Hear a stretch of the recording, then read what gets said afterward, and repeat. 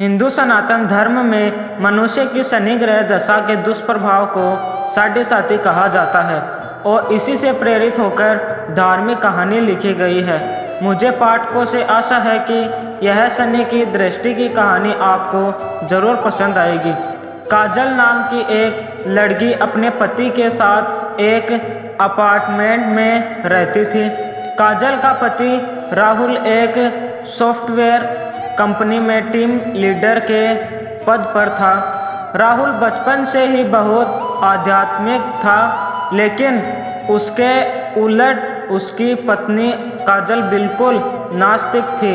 वह ज़्यादातर रंगीन दुनिया में जीने की चाहत रखती थी, जिसे वह आज के हिसाब से सही समझती थी।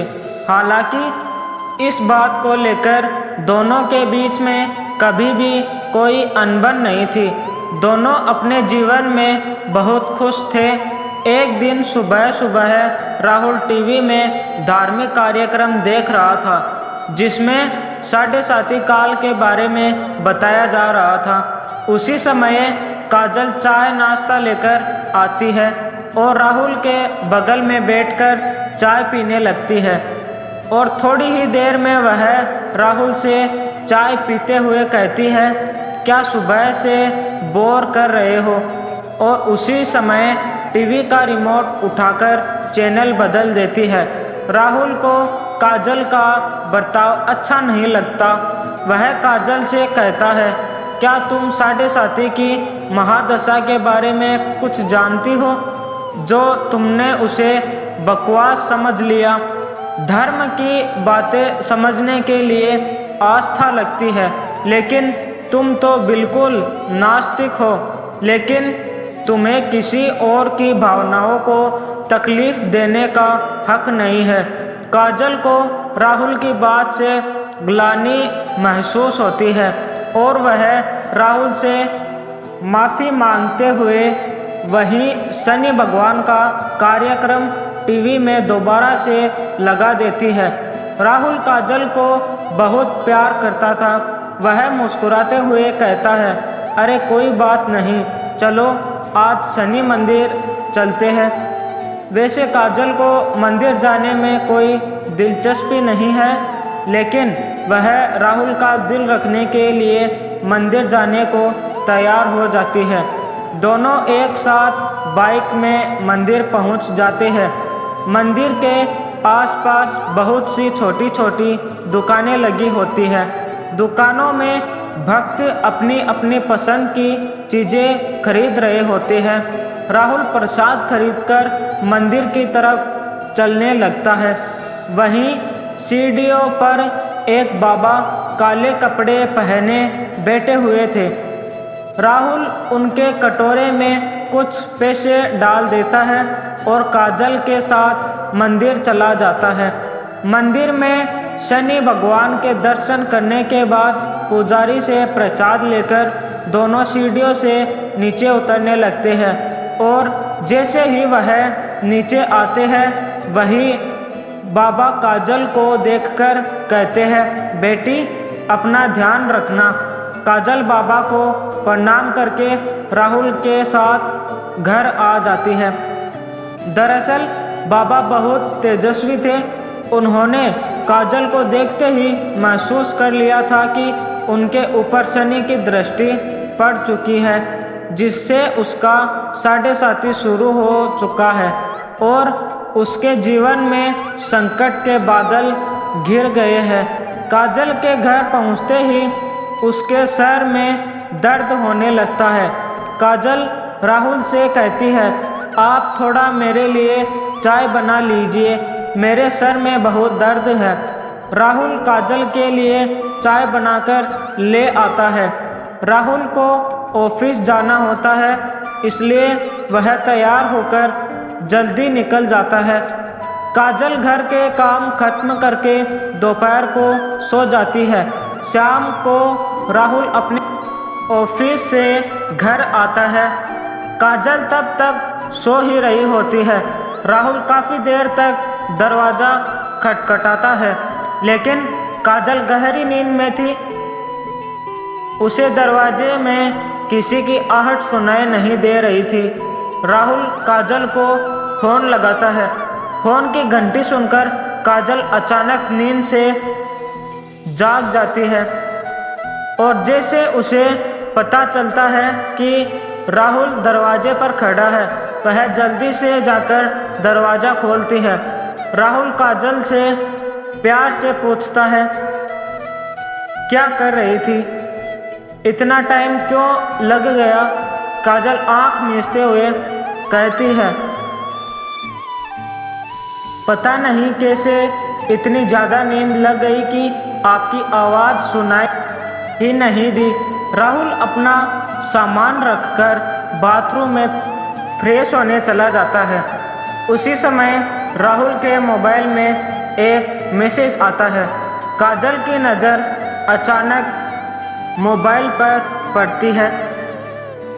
उसमें दिल के निशान के साथ प्यार भरा संदेश दिखाई देता है। मैसेज देखते ही काजल के रोम रोम में आग लग जाती है, क्योंकि वह अपने पति से बहुत प्यार करती थी और यदि वह बेवफा निकले तो उसे बर्दाश्त नहीं होगा। काजल की आंखों से आंसू निकल आते हैं। उसी समय राहुल बाथरूम से बाहर निकल आता है। काजल तुरंत उसका फ़ोन रख देती है और अपने आप को काबू में करके अपने कमरे में चली जाती है।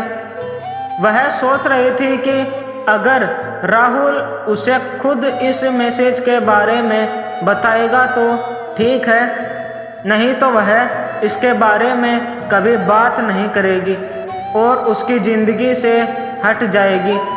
दोनों के प्यार को ग्रहण लग चुका था। साढ़े साथी काल ने काजल को अपनी गिरफ्त में ले लिया था। काजल का स्वभाव बदलने लगा था। वह अपने पति पर शक करने लगती है, जिसके चलते उसके रिश्तों में दरार आ चुकी थी। कुछ दिनों के अंदर दोनों के बीच में झगड़े होने प्रारंभ हो जाते हैं। राहुल काजल को समझाने की बहुत कोशिश करता है, लेकिन काजल के दिमाग में वही मैसेज घूम रहा होता है। वह राहुल की किसी भी बात पर भरोसा नहीं कर पा रही थी।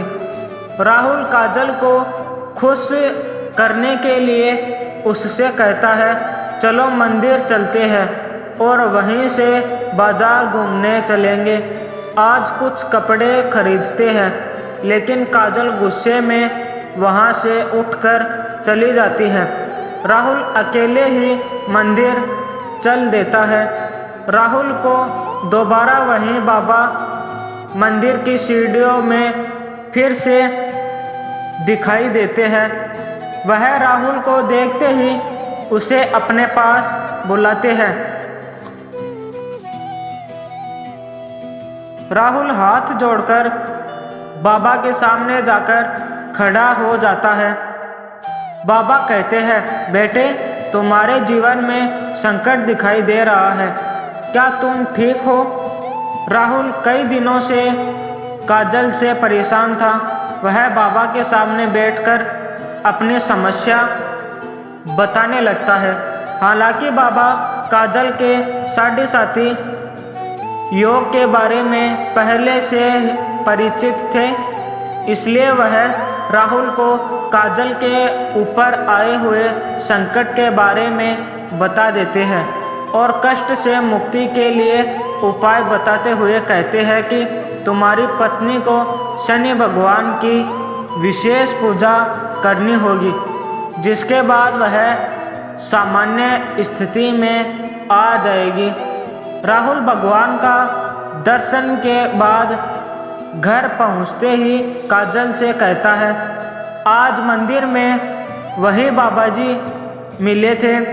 उन्होंने बताया कि तुम्हारा साढ़े साथी योग चल रहा है, इसलिए तुम्हारे जीवन में चिंता बनी रहती है। तुम शनि भगवान की पूजा करो, उससे सब ठीक हो जाएगा। काजल अचानक राहुल से कहती है कि मेरी समस्या की वजह तो तुम हो।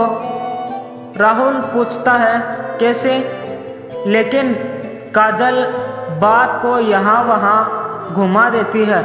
राहुल काजल को इस बार जोर देते हुए कहता है कि हर शनिवार को तुम शनि भगवान की पूजा शुरू कर दो। लेकिन काजल राहुल को मना कर देती है और गुस्से में कहती है, तुम मुझे किसी काम के लिए मजबूर मत करो, मैं इन सब बातों पर विश्वास नहीं करती। राहुल को समझ में नहीं आ रहा था कि वह अपने पत्नी को शनि के प्रकोप से कैसे बचाए। वह दोबारा मंदिर की तरफ जाता है और बाबा को ढूंढने लगता है, लेकिन बाबा वहां से जा चुके होते हैं और अब वह अगले हफ्ते यानी अगले शनिवार ही यहाँ आएंगे। राहुल के पास तब तक का वक्त नहीं था, क्योंकि वह समझ चुका था कि अगर यह सब ठीक नहीं हुआ तो काजल और उसका रिश्ता टूट जाएगा। वह काजल से बहुत प्यार करता था, वह उसके बिना जीने की कल्पना भी नहीं कर सकता था। राहुल मंदिर में पुजारी जी से बाबा के बारे में जानकारी लेता है, लेकिन पुजारी जी को बाबा के बारे में कुछ पता नहीं था। वह कहते हैं, बेटा मैं यहाँ सुबह से आता हूँ, लेकिन मैंने आज तक किसी बाबा को सीढ़ियों पर बैठे नहीं देखा। पता नहीं तुम किसकी बात कर रहे हो। राहुल को ताज्जुब होता है, क्योंकि वह 2 बार बाबा को मिल चुका था। वह शनि भगवान के सामने हाथ जोड़कर कहता है, प्रभु मुझे बाबा से मिलना है। और इतना कहते ही राहुल मंदिर से नीचे उतरने लगता है। अचानक सीढ़ियों में उसके सामने बाबा प्रकट हो जाते हैं और उसे एक शनि भगवान की मूर्ति देते हैं और कहते हैं, इसे अपने घर में रख लेना और इन्हें तेल से स्नान कराना, तुम्हारा कल्याण होगा। और इतना कहते ही बाबा अचानक राहुल के सामने से ओझल हो जाते हैं। राहुल को समझ में आ जाता है यह कोई साधारण बाबा नहीं बल्कि तेजस्वी आत्मा है। राहुल अपने घर पहुंचकर शनि भगवान की मूर्ति स्थापित कर देता है। राहुल जैसे ही वह मूर्ति को तेल से स्नान कराता है, काजल पीछे से आकर जोर जोर से चिल्लाने लगती है और कहती है, खुद चरित्रहीन होकर ये ढोंग मत करो। अपनी गलती छुपाने के लिए तुम शनि भगवान का सहारा ले रहे हो। अपने आप को आईने में देखो तो पता चलेगा कि तुम कितने घटिया इंसान हो। काजल की इतनी अभद्र बातें सुनते ही राहुल के पैरों तले जमीन खिसक जाती है। उसने उम्मीद भी नहीं की थी कि काजल उससे कभी इस लहजे से बात करेगी। राहुल शांत स्वभाव का था। वह काजल को शांत करते हुए पूछता है, क्या हुआ काजल, आराम से बात करो। काजल तुरंत उसका मोबाइल लाकर वही मैसेज उसके सामने रख देती है। राहुल काजल से पूछता है, यह क्या है? काजल तुरंत कहती है, तुम बताओ यह क्या है और कौन है जिसने तुम्हें यह मैसेज भेजा है। राहुल काजल की बात सुनकर मुस्कुराने लगता है और कहता है, अरे पागल, यह मैसेज उस लड़की ने मुझे नहीं भेजा था, बल्कि कंपनी में काम कर रहे मेरी टीम के एक लड़के ने उस लड़की को भेजा था और उस लड़की ने मुझसे उसकी शिकायत करने के लिए वह मैसेज मुझे फॉरवर्ड किया था। यह बात सुनते ही काजल का दिमाग सुन्न हो जाता है।